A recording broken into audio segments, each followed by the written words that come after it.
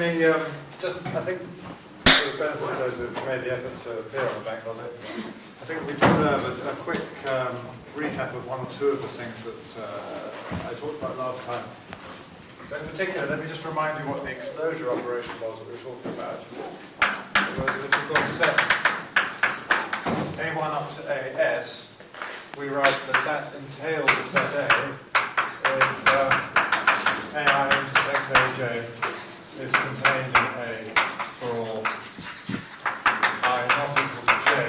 And there was the extra technical thing that I briefly mentioned, that if you've got a singleton, then it entails the empty set. That's just a convention. So that we can basically restrict our attention to sets of size 2 and up. And we defined the closure to be of a set to be the set of everything that you can produce by repeatedly generating more and more sets A using this idea. And then we defined our lattice that was basically approximating the sets that could be computed by a small monotone circuit by sets of the following form. That means the set of all sets that contain a clique whose vertex set belongs to curly A, such that A is a subset of the set of subsets of 1 to m of size of most L, where L is a parameter that we shall optimize right at the end of the proof, and so is S, and A is closed.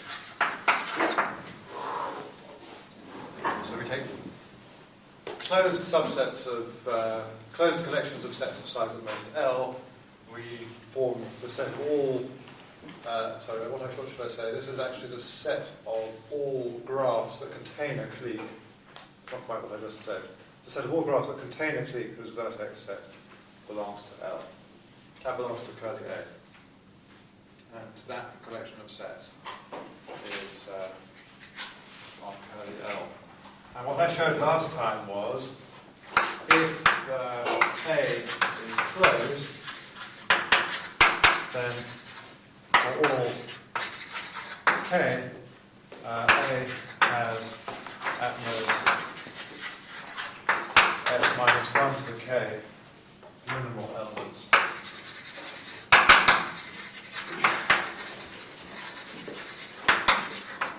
Outside K. I forgot to mention just now when I was doing this recap, of course, that the operations that we have on L are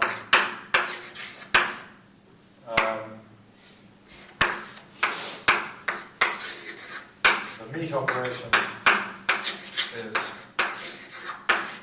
this, which is an allowed, that makes sense because it's easy to prove that the intersection of two closed sets is closed. And then the join operation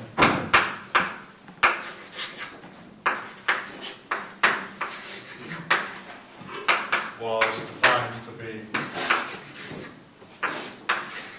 not the case. The union of two closed sets is closed, so you take the closure.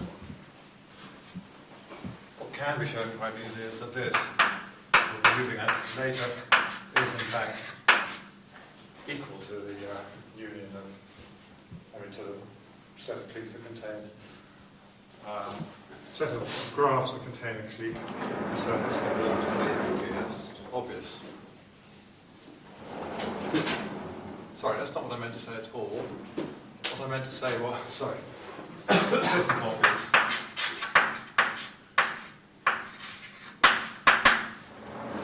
The union of that set is just, yeah. So, it's nonsense that this equals this. After I've just said that, you had to take credit for it. Anyway. Right, so let us now get what we can, extract what we can from the information that Professor Levin proved last time. Recall also that we're trying to get a two-stage proof, or two-case proof. We have our sets E1 up to EM, we have our sets F1 up to Fn. We're assuming that EM that we have managed to make equal to the set of all graphs that contain a clique of size R. And we want to deduce from that that M must be extremely large, and each EI is produced from earlier ones by intersections unions, or it's one of the half spaces. And the way we want to do it is to say, well, we do this imitating calculation F1 up to Fm using these operations instead of the normal set theoretic operations. And we've got a lemma that says that EM and FM must differ by a union of error sets that's of size the most M. And we want to say that there are two cases. Either FM is the set of all graphs, in which case we do one thing, or FM is not the set of all graphs, in which case we do something else. So first I'm going to talk about the case where FM is not the set of all graphs. And we're going to prove two lemmas. So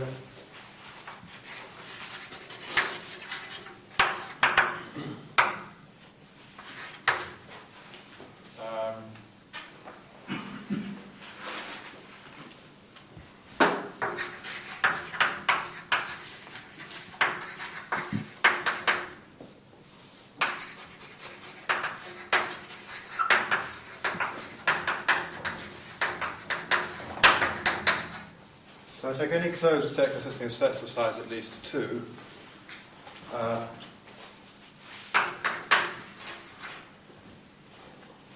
then the set that you form out of A, so if it contains any sets of size less than 2, then it is going to give us a set of all graphs. So this is the not all graphs case. Then this contains at most half M choose R cliques of size R. Now that's actually subject to suitable conditions on the parameters, and the condition will turn out to be that but this is something that you sort of, that comes out as a proof rather than really something you decide in advance. So as long, but if I remember rightly, we're going to require that R times S is less than or equal to M over 2. So when it comes to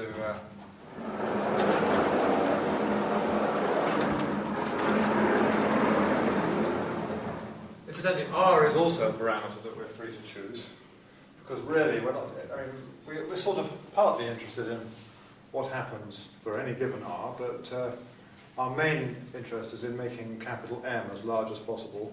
So we're just interested in finding some problem, some size of clique that will be hard to calculate with a monotone circuit.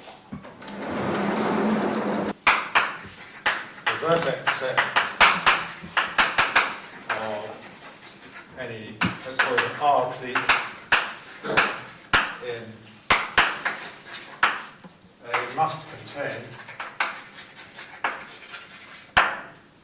a minimal element of A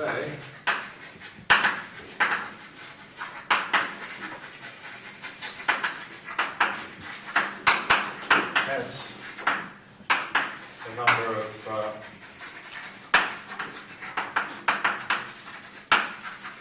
R cliques in A is at most. Let's look at all the possible sizes of minimal elements. We go from 2 to L. And let's see how many minimal elements we have of size K. And we've already established that that's at most S minus 1 to the K. And now let's think of how many sets of size R contain a given set of size K, and the answer is M minus K. Choose R minus K. And a little inductive argument which I'll leave to the reader, so to speak, is that this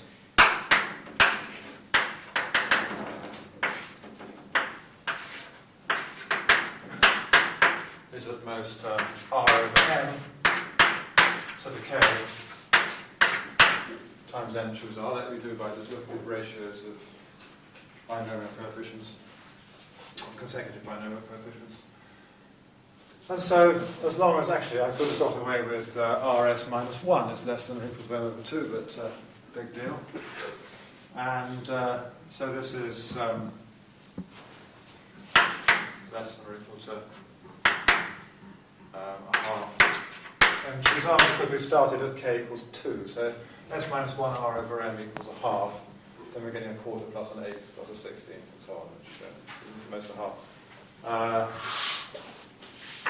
As long as r s minus 1 over m is less than or equal to a half.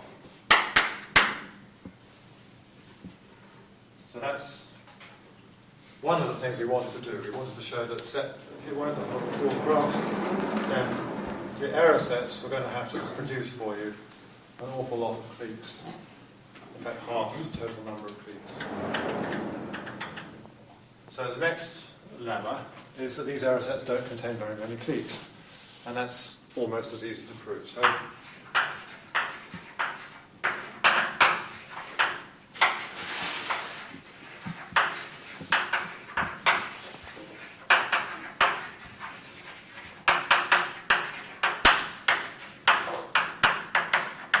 let's take a couple of sets and let's look at the error set that they define. So the error set, we're interested, by the way, from the previous lemma, we want to show that the meet error set doesn't contain very many cliques. So what is the meet error set? It's that intersect that taken away that. So that equals delta sorry, my notation was delta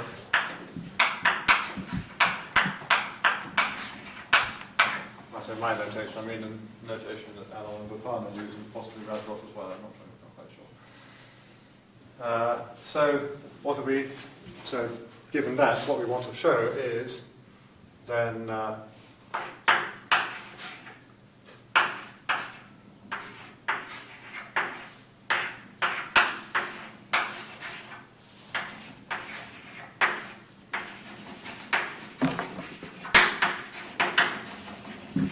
if I remember rightly, if I don't remember rightly, I reserve the right to change this number, but I think it works out as 4 times 2 to the minus L over 2 M2R cliques of size R.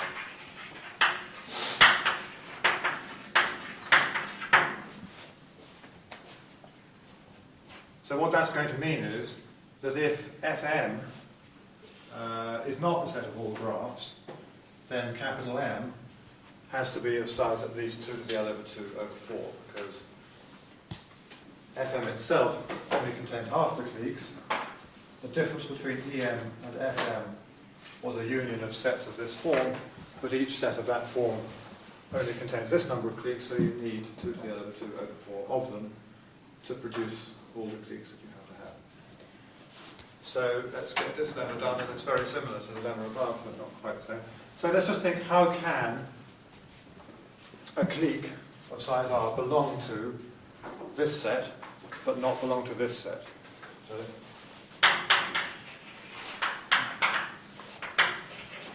So let's just go for, I don't know, let Z be a set, no, I'll call it, I'll go for W. I think I want that's the one I want there. So let W be a set of size R.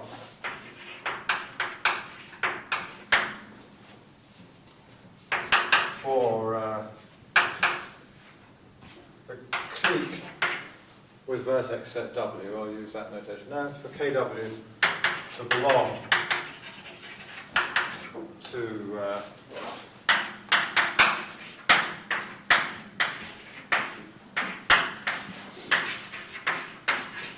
the error set, there must be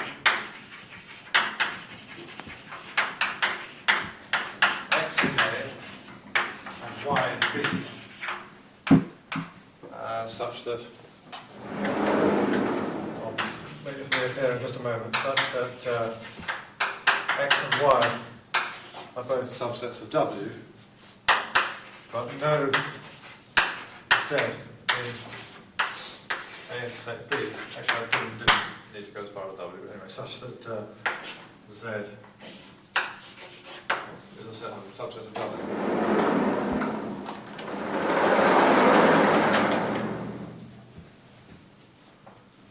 Well, this looks pretty bad actually, because if X is a subset of W and Y is a subset of W, then X union Y is a subset of W.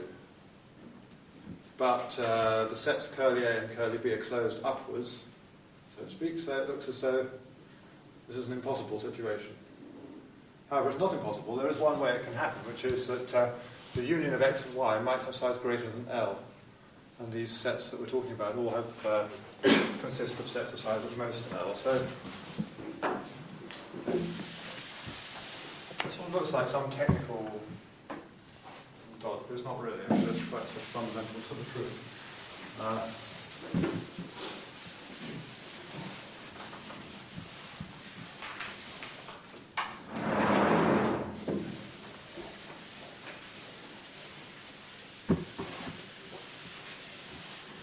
So let's say since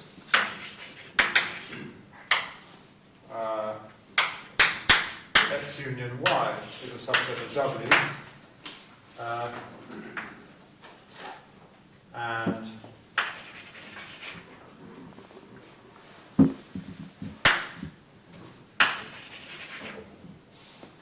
A and B are closed upwards, I just mean if the set's in and then any superset of that set is in, as long as it has size at most L, this must mean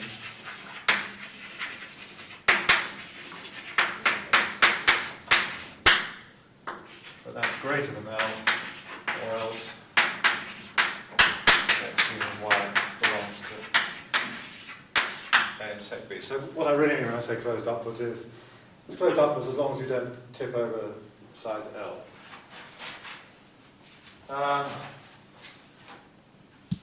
So what do we deduce from that? That W must contain a minimal element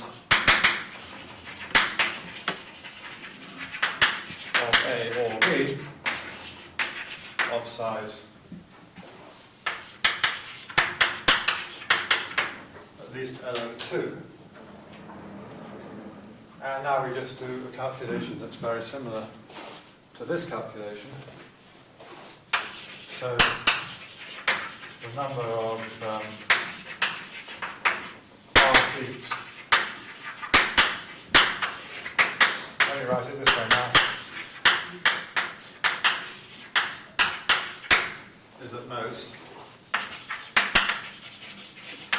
Right, I'll start with a factor of 2. That's for whether or not that W contains a minimum element of A or a minimum element of B. So that's my factor 2. Now I'll sum over all K greater than or equal to greater than L over 2. Actually, let's put greater than, because this is what we get. Over all K greater than L over 2 of the number of minimal elements of that size, so that's minus 1 to K, and then the number of cliques, or vertex sets of cliques, that you can choose. And whatever it was over there, yes, n minus K, R minus K, and exactly the same really. So this is at most 2 sum K greater than L over 2,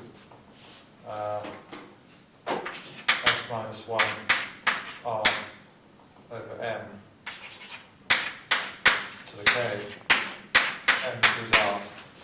And that's at most a half, and that's at most, the whole thing is at most 4 times e to minus L over 2. M choose R, as I explained at the beginning of the lemma.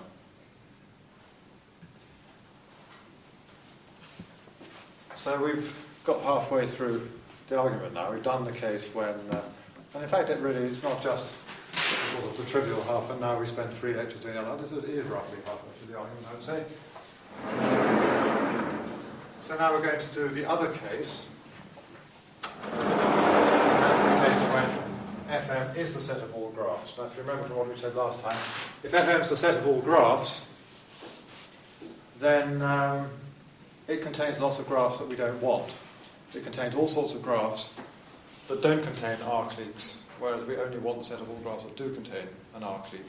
In particular, we shall focus on the set of all graphs that are complete R-1 partite graphs. So a complete R-1 partite graph is what you get if you partition the vertex set into R-1 bits and put all the edges between the bits but no edges inside the bits. And none of those contains a clique of size R, and yet they're sort of troublesomely big graphs that we hard to get rid of using error sets. So our aim now is to prove that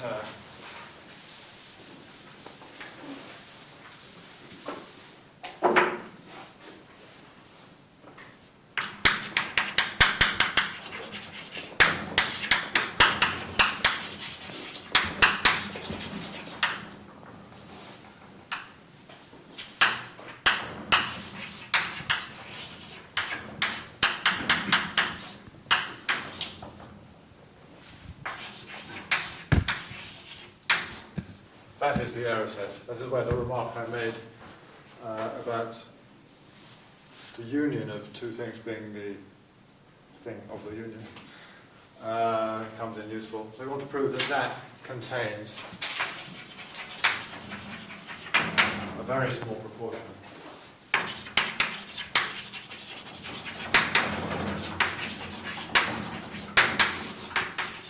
of all complete R-1 partite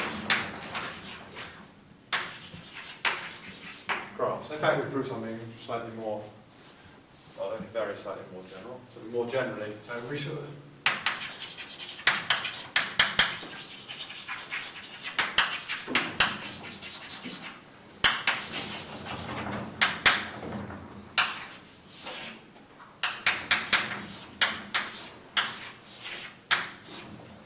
We'll show the same for any closure of a set, take away the set itself.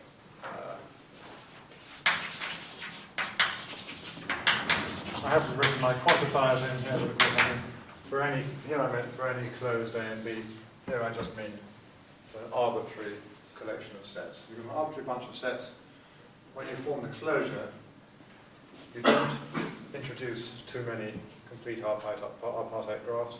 And if that's the case, we'll have done the second case of the argument.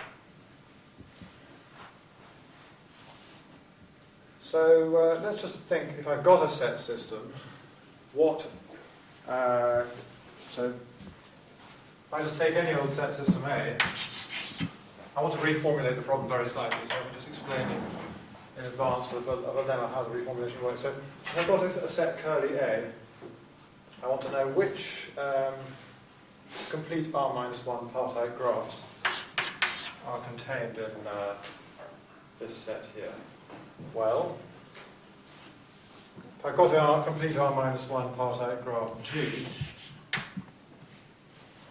it's got to contain a clique of size, it's got to contain a clique, sorry, whose vertex set belongs to curly A. So I've got to find some x in curly A such that the clique with vertex set x is a subset of the complete R-1 partite graph G. What does that say? Well, the complete R-1 partite graph G is formed, as I said, by taking a partition of the vertices into R-1 sets. The only way that contains a clique with vertex set x is if each vertex of x goes into a different cell of the partition. As soon as I've got two vertices in the same cell, I haven't got an edge between those two vertices, so it's not in the set. So another way of looking at things is, I think of G as an R-1 colouring of the vertices of the graph. So instead of talking about partitioning the graph, I'll just say I've got R-1 colours. I'll colour each vertex with a different colour. And when will that when will the R-1 partite graph contain kx if and only if the points in x all get different colours? So what I'm going to talk in that language because it's slightly easier to think about in the next lemma, and this is what Alan and Bob Brahman do as well. The way we're going to phrase it, so I've just sort of, let me just prove the lemma. Perhaps I better give a definition first, but the justification for it is that it's exactly equivalent to what we want to prove. So the lemma is going to say it like this. I take a random R-1 colouring. I want to know what is the probability that I take a random colouring and I take some set that I'm busy generating. What is the probability that it gets properly coloured, whereas none of the sets that I had earlier got properly coloured? I think what I'm going to do though is state and prove the lemma. I think I've said enough about why it's sort of possibly relevant, and then I'll explain properly why it's relevant only after I've proved the lemma. So, but a quick definition.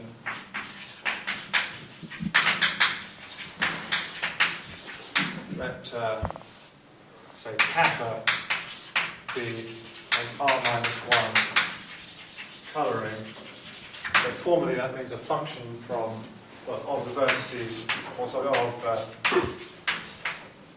the numbers from 1 to n. Formally that means a function from the numbers 1 to n to the numbers 1 to r, or something like that. So take an R-1 colouring, let x be a subset of n. We say that x is properly coloured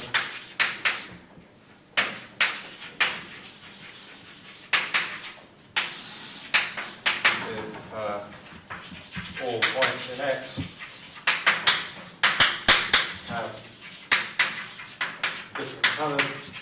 If you want to say that more formally, you could say something like that the restriction of kappa to x is an injection or something like that. So that's what I'm really saying. And note that as the substance of what I've just said, x is properly coloured if and only if kx, complete with vertex set x, is a subset of the R-1 partite graph.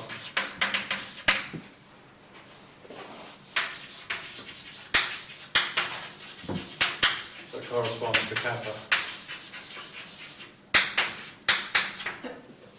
To be completely strict about it, the R-1 partite graph that corresponds to kappa is the graph where you join two vertices if and only if they have different colours.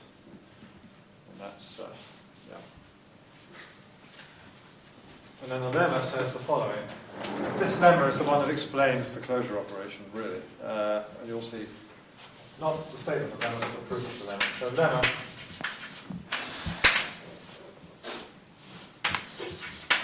let kappa be a random R-1 colouring of M. And let A1 up to AS and A be sets of size at most L, subsets of 1 to M, such that A1 AS entails A. So we might be generating A from A1 up to AS. So the idea is going to be that as we close the set D, we keep adjoining sets A that are entailed by sets that we've already got. And what we want to show is that at each stage of this adjoining process, we don't introduce too many new R-1 partite graphs. And the way we're going to express that in this lemma is we're going to say then the probability that A1 up to AS are not properly coloured, so the corresponding R-1 partite graph doesn't contain any of the cliques KA1 up to KAS, but, to use a non-mathematical word, A is properly coloured is less than or equal to some complicated expression that comes out of the proof.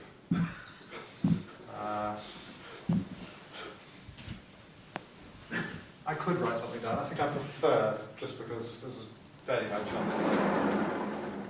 I have a sort of general principle like this. It looks slightly sloppy, but I like leaving these statements unfinished. I'm supposed to put something small temporarily. Because this really does reflect what you do in real life. You don't sort of think, now what's the answer of it? Bad. And then you sort of say, yes, and it was that. That's just simply not how it goes. You see, what's the best I can extract out of the argument, and then you stick it in at the end. And I think since this is a graduate course, we're all old enough to understand that, so that's how I'm going to do it.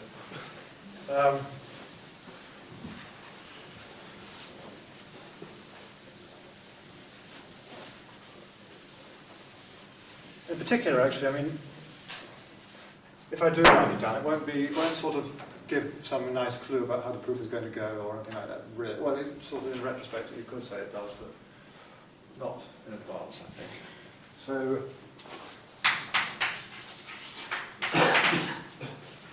There's one slightly strange step here, which is, because it looks as though you're throwing quite a lot away.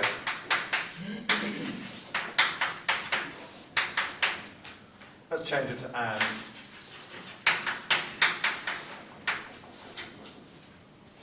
So the problem is all those are not properly coloured, and A is properly coloured, is less than or equal to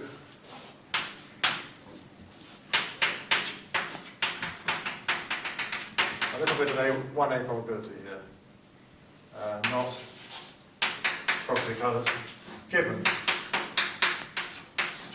that A is properly coloured.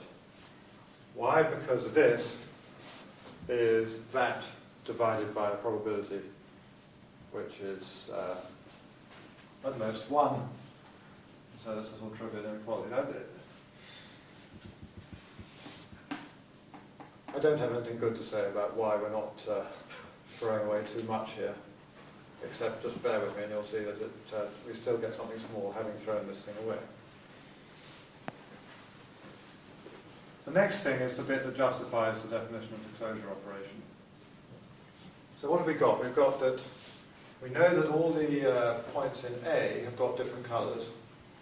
We want to know that, that for each of these AIs, somewhere we get two elements that have the same colour. That feels like a pretty unpleasant calculation. But because of the closure operation, it's not at all an unpleasant calculation, because the bits of AI that we haven't already coloured when they're inside A are all disjoint, because AI intersect AJ is always a subset of A. So let me just put that is equal to the product I equals 1 to S, the probability that AI is not properly coloured, given that A is properly coloured, since AI intersects AJ is always a subset of A by then equal J, so these events are independent. So when we're choosing the colourings of A1 up to AS, we first colour A, and then we're going to colour each of these sets AI, take away A, but they're disjoint, and so what happens inside AI is completely, has nothing to do with what happens inside AJ, take away A.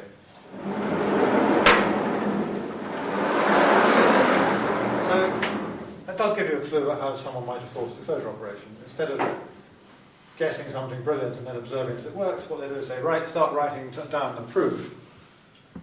Just, if we had a closure operation, this is what we would do. We'd start this calculation, and then some little flash of inspiration maybe to say, well, I can sort of vaguely imagine that we might sort of say, well, given that A is properly coloured, what might happen then?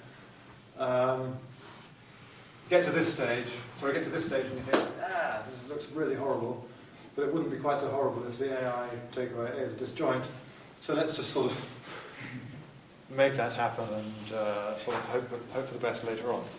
So that's my theory about how.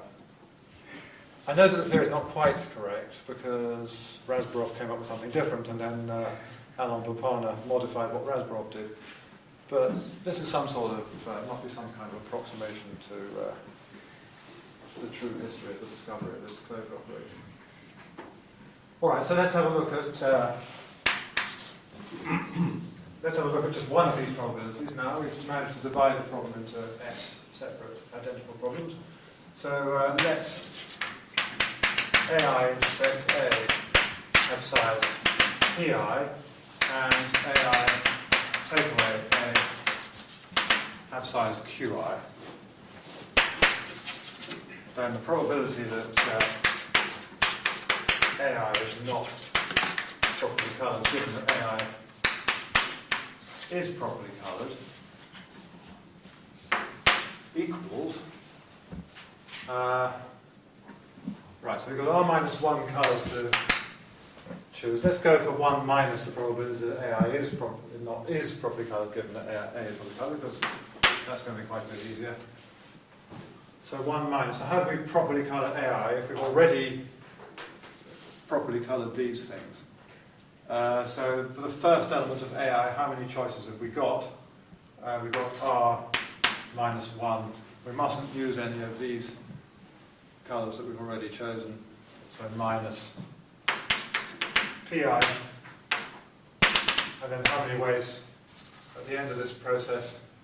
It's R minus 1 minus PI minus QI plus a 1, it turns out, so it becomes R minus PI minus QI. And the total number of ways that we might have, that was the number of ways of properly colouring, or doing the colouring so it remained the proper colouring, and the number of ways that we might have just chosen to colour it would be over R minus 1 to the QI.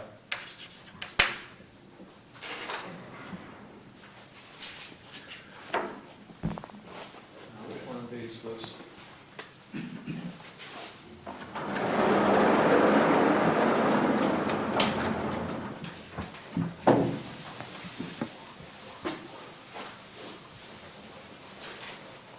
I should manage to finish this before the end of the lecture, but it's starting to turn into a little very slight racing at a time. But I'm sort of near the end now of this argument, and then it's just a question of optimising the parameters. So, what's the worst that could happen there? I want it to be small, so how do I make it as big as possible? I want to subtract something as small as possible, so I'll take the biggest bracket here. So it's less than or equal to 1 minus R minus PI minus QI over R minus 1 to the QI. And in the worst possible case, so we know that PI plus QI equals L, because PI plus QI was the size of the set AI, which must be the size of most L. So that's at most. I'll try and make this again as small as possible, the thing that I subtract, to make this, so I get it at most, sorry, as big as possible, so I get it at most 1 minus R minus L over R minus 1. Can't work out in real time whether changing this R minus 1 to an R retains the truth of what I'm doing or not, which is annoying. Is anyone good at that sort of thing? If I change that R minus 1, that makes the bottom bigger, which makes the fraction smaller, which makes subtracting the fraction bigger. Okay.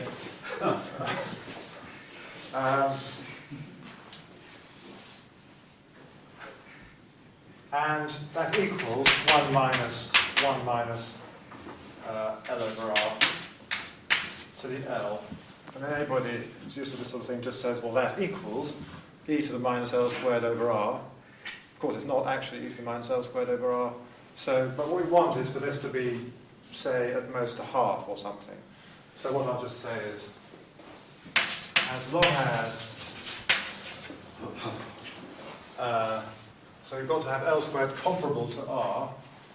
So as long as L squared is less than R over 10, just for total safety, this is at most a half. Do I mean at most R over 10 actually? Wait a moment. Again, I've got another of these.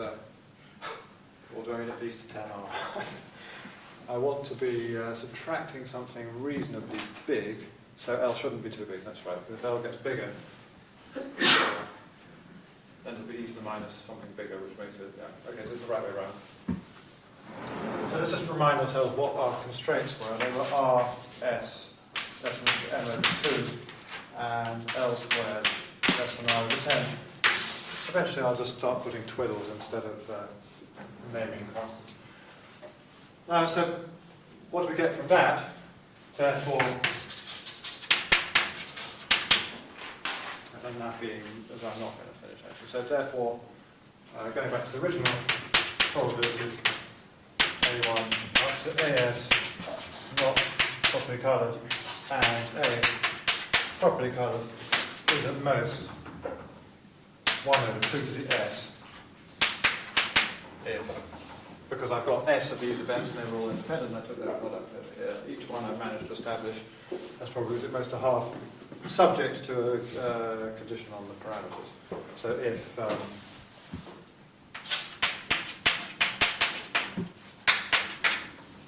L squared less than R over 10, actually that looks, you might say, surely I could have written down that, it doesn't look so horrible. That's because what I was thinking of as the horrible thing was that an expression along these lines, all raised to the power something or other, to the power S. But I've deduced from it something that is simple. So I could perhaps insert that if the limit exists. Yes, it is at most 2 to the minus S if L squared is less than R over 10.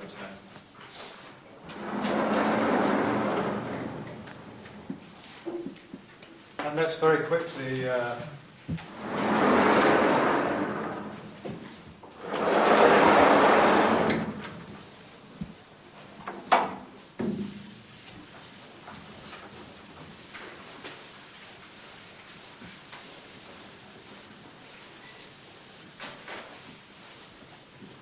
justify why that's done in case 2. So to produce I call it D, didn't I? So we produce D star from D. We adjoin.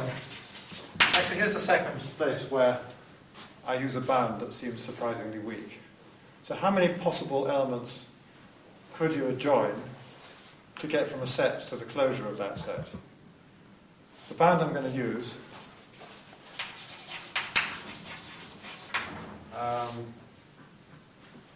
is the following rather easy to prove bound. K equals 0 to L M choose K. Why is that? Because all sets have size at most L, so nothing here. So which is at most M to the L, I think, if not something very close to that. The most M to the L new sets. But the point is, each one entailed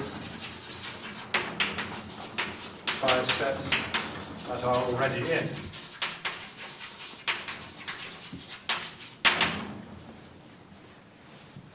So that's the strong statement, that it's that the ones you add are not just any old sets, but they're sets that are already entailed by sets that are already in there. And we know that if we add in a set that's entailed by earlier sets, then if you've got a random clique, the probability that your new set causes that to contain that particular R-1 partite graph is at most 2 to the minus S. So, I'll just write it as a therefore, kappa is a random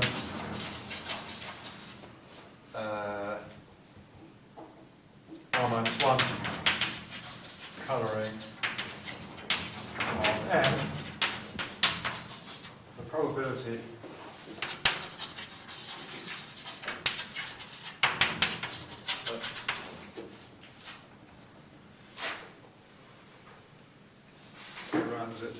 that no set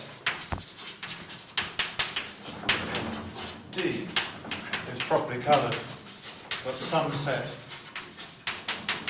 in D star is properly coloured, is at most the boundary contained in this lemma, which is concerned with what happens when you adjoin just a single set that's entailed by some earlier ones, multiplied by the number of sets you adjoin. So it is at most the number of sets you could possibly adjoin times the probability that you introduce an extra, or that you hit that particular random.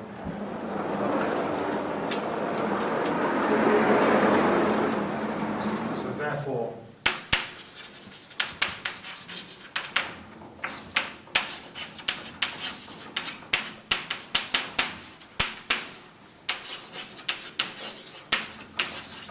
contains a proportion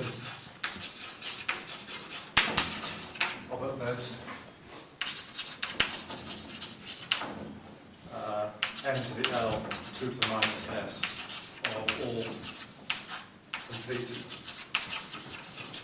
R minus 1 R-type graphs. Okay, let me try and finish off the whole thing now, because it's just a question of a bit of arithmetic at this stage. I'll make sure to get rid of that. So however we choose the parameters, subject to these conditions, we get that M is at least as big as, what was the bounds that we had? It was 2 to the minus 2 to the L over 2, or minimum of 2 to the L over 2 over 4, and 2 to the S over M to the L.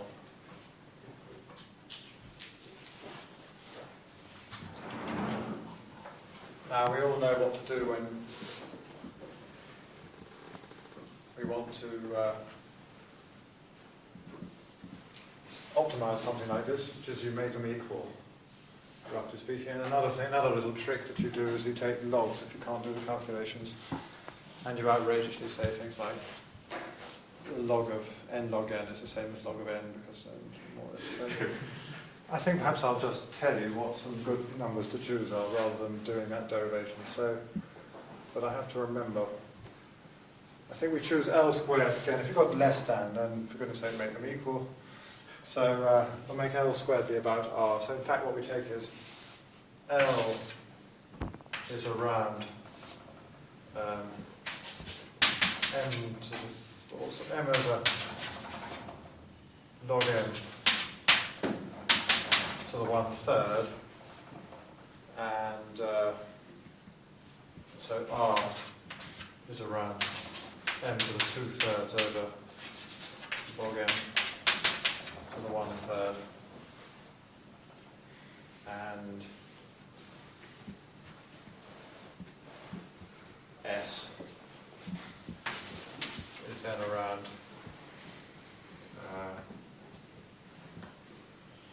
so it's also around M to the 1/3, or M over log M to 1/3. I can't quite.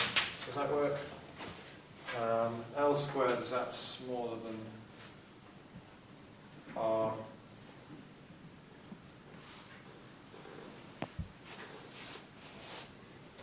I seem to have made that bigger than necessary. R times S, that looks okay now. Wait a minute. Confused about what constraint I need on R. I think time is short, unfortunately. You can do this. I happen to know that it comes up with L being m over log m to the 1/3 being the right. I've not written these ones, I've just tried to do that in my head rather than working out I got them wrong. Over as is the 3 there not properly based, or is it actually? Yes, no, it's not. But I'm not quite sure about whether S is correct. Well, why isn't 2 over m less than 1? 2 to the s over m to the l. Yes, okay, so that's not quite right as it stands. So what is m to the l? Let's work this out. So m to the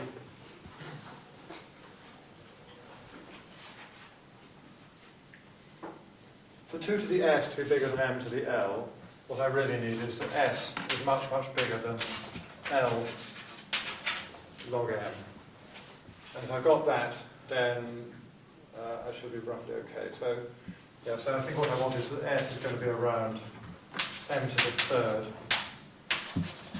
log m to the 2/3. That makes more sense.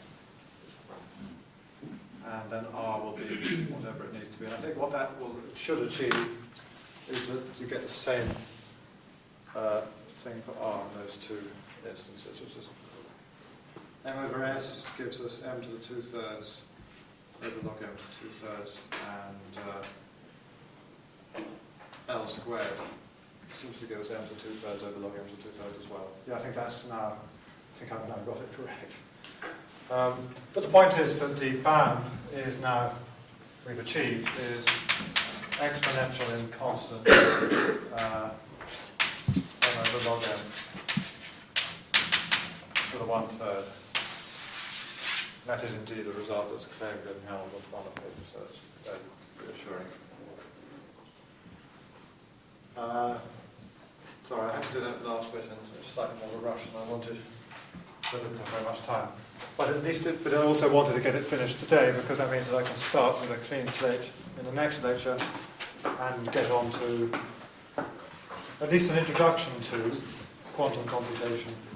We may do a little bit more classical stuff before we really go quantum, but I think quantum computation will make a start in the next lecture. And I don't think it's going to take me 6 lectures to get to deal with Shor's algorithm. It really is not a difficult enough result to take 6 lectures. So I have got various other things up my sleeve that I might try and talk about. In fact, maybe one I want to talk about at the beginning of next lecture. But I'll say that after.